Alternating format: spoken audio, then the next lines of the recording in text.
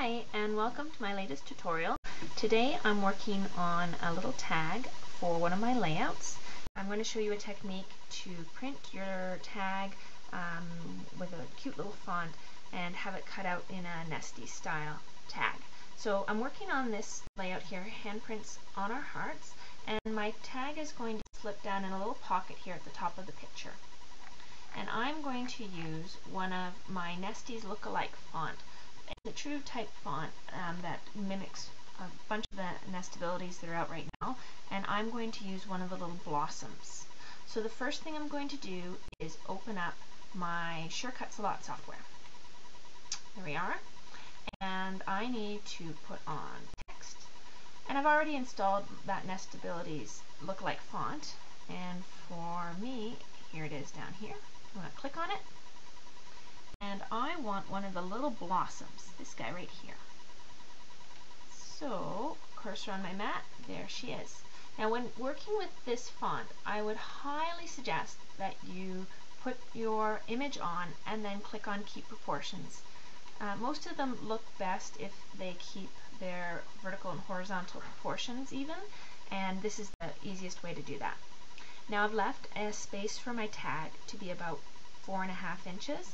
So the main part of my tag with the text that's going to be on it should be about 4 inches. So I'm going to enlarge it to about 4. That's about good enough.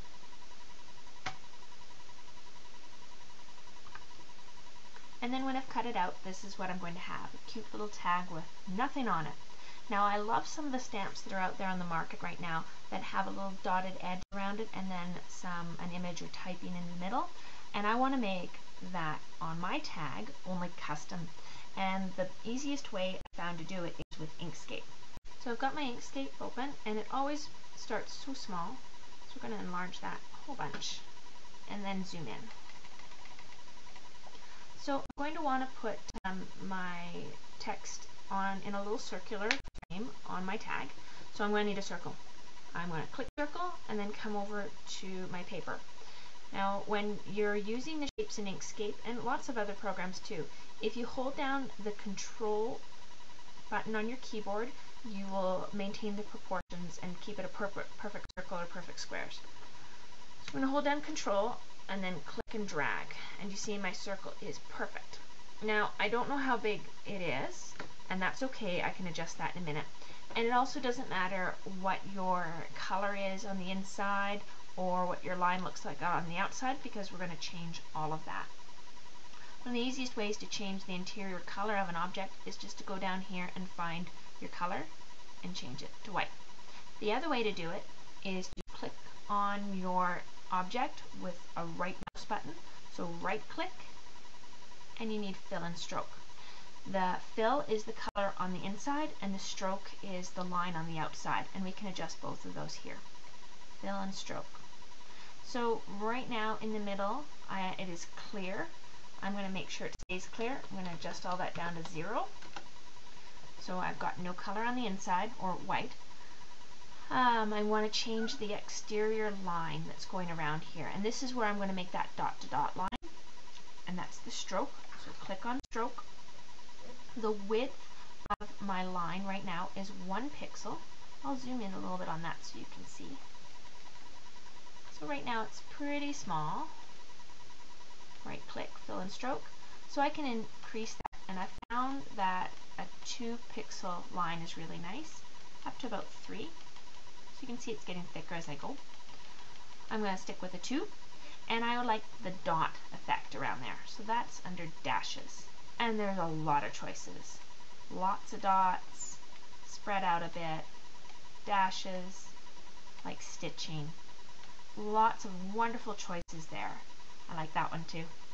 For this one, I'm going to stick with some dots, and you can kind of pick which one suits your layout best. Let's choose that one, spread out a bit. So now I have a circle with nothing in it and dots. That's wonderful.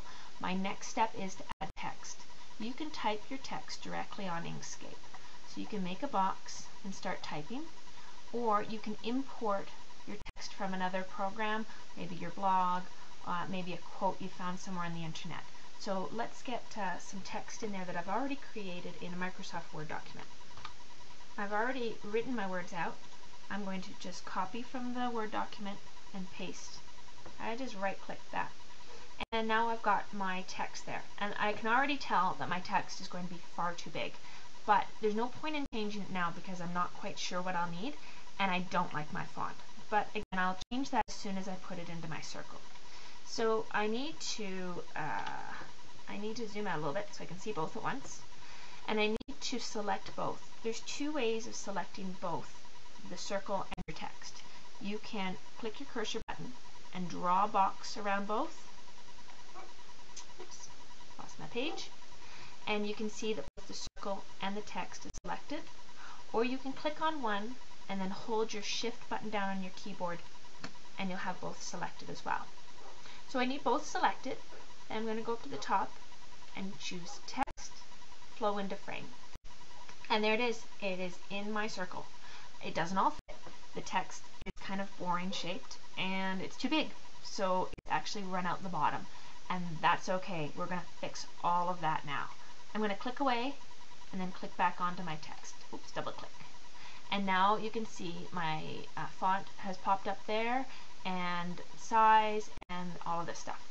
Well, I'm going to click it and Control A and select everything, or you can just highlight it all, but there's stuff at the bottom that's missing. So Control A selects all my text and I'm going to center it in my circle. That's better already. And I'm going to change the font to something pretty.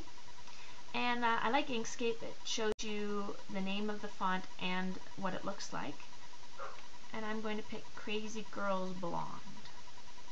I'm getting better already. I'm not all the way out of the circle. That's wonderful. But I'm still missing a little bit of my text. Oops. So I'm going to click and change that down to maybe 18. Oh, I've forgotten something really important. I don't know what size this circle is, so I need to change that. So I've adjusted my text down so that it all fits.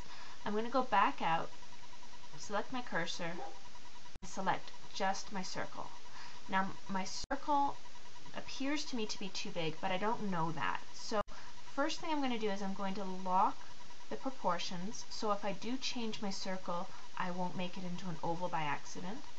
And I'm going to choose pixel here and change it to inches, because I don't know how many 423 pixels are on a piece of paper, but I know how many inches I need.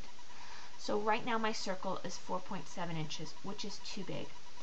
The blossom that I've already cut out is 4 inches even, and I need this to be in the center. So my best guess is that I should make this about 3.5 or 3 2/3. That looks better already. And I might need to go back now and change the size of this font.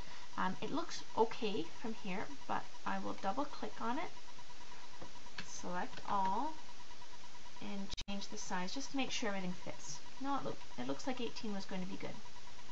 So now my next step is getting this printed onto my blossom shape. The quickest and easiest way to do that is to print this page right now that you've got on a piece of blank white paper. So let's do that. So I've printed my text, my little circle on just plain white paper, and this is my blossom shape that I've already cut out with my Cricut, and it looks like they're going to be the right size. And what I would do is lay that blossom directly over that or under that and look up at it in the light and see if it's going to fit correctly. Happens to be that this will. And now I need to get that text onto this blossom. And the easiest way to do that is to run it through your printer. Now because you printed a test sheet, you know exactly where Inkscape is going to print your text. You're going to take your blossom or whatever shape and use some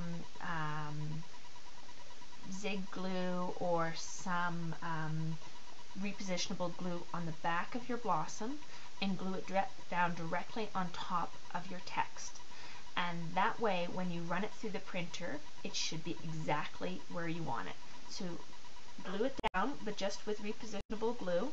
Stick it directly on top of the text that you've already printed, and then print again through Inkscape.